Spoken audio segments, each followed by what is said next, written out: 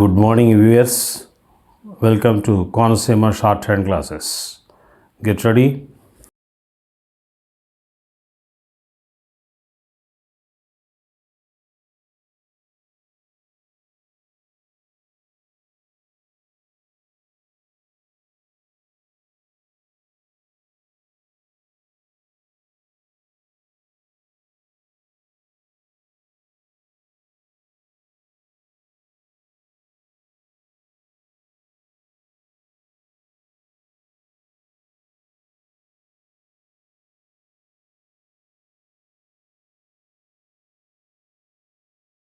Five seconds. Gentlemen of the jury, you are the sole judges of the questions of fact involved in this case. You are not to be influenced by anything that the court has said or that you imagined that the court has thought in regard to the facts.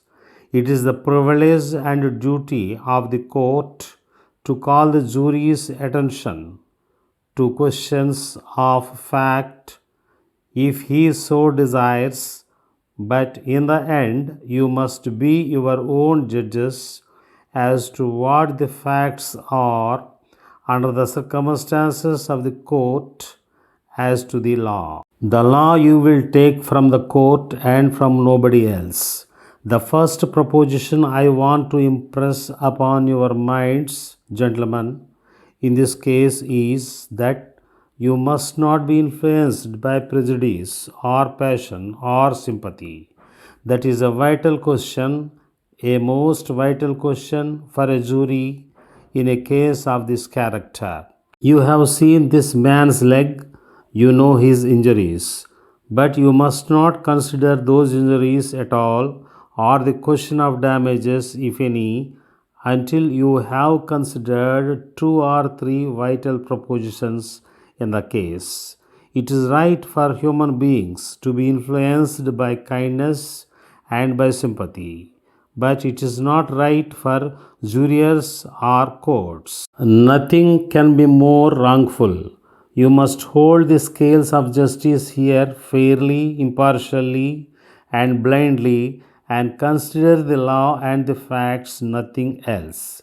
You have a right to sympathize and give your own money to this plaintiff if you want to, but you have no right to give anybody else money except under the law. That is a vital proposition, more vital, I think, in the trial of lawsuits than in any other question. The jury should do its duty regardless of what is involved and what the injuries are. Courts are influenced by prejudice and passion and influenced wrongly, but it is the duty of the court as well as the jury to withstand prejudice, passion, and sympathy. So then, I want you to start out in this case with that understanding that you are to be cool, clear headed, cold blooded in passing upon the questions of fact that I shall present to you. The declaration in this case states that the plaintiff was in the employment of the defendant, which was a corporation engaged in business as shown here by the evidence, and that it was the duty of the defendants, there are two of them, to use reasonable care and diligence to keep and maintain said steps which have been heretofore described or stairway in a reasonably safe condition of repair, so that the said plaintiff might perform all the duties and labors required of him safely.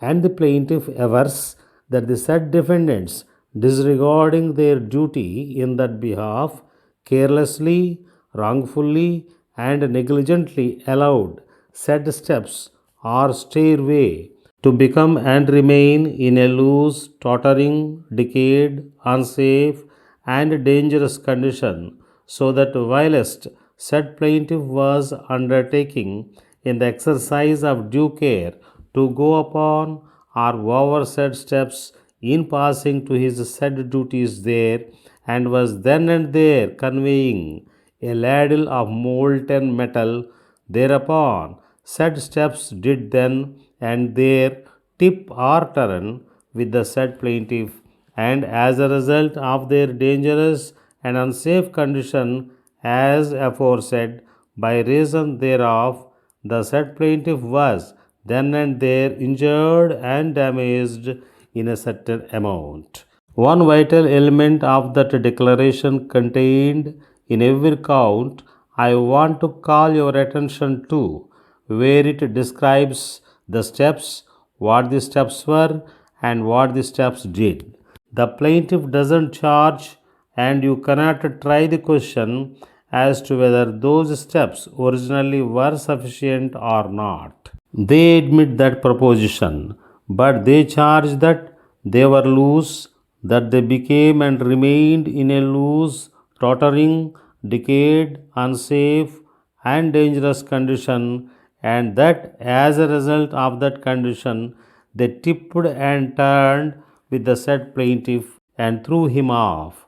Now they must prove that, and the proof of anything else won't help the plaintiff. The plaintiff must prove that they were in a tottering condition, decayed condition, unsafe and dangerous condition, and as a result of that they tipped and turned the plaintiff over. Now that is their charge, and that they must prove by the preponderance of the evidence. Defendants deny that and every other proposition in the 3 or 4 counts in the declaration.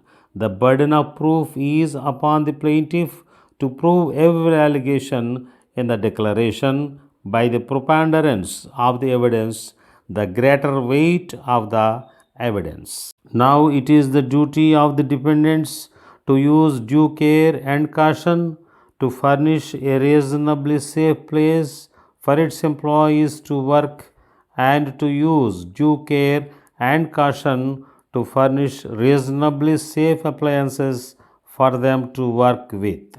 In this case, it was the duty of the defendants to use due care and caution to furnish these steps, which are admitted in the beginning to have been reasonably safe, and to use due care and caution to keep those steps in a reasonably safe condition.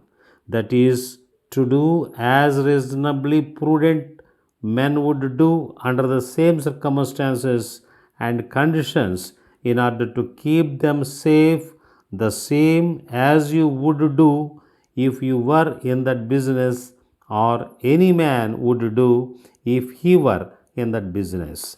Employers are not insurers, they simply do the best they can. The law requires them to do that as reasonably prudent men.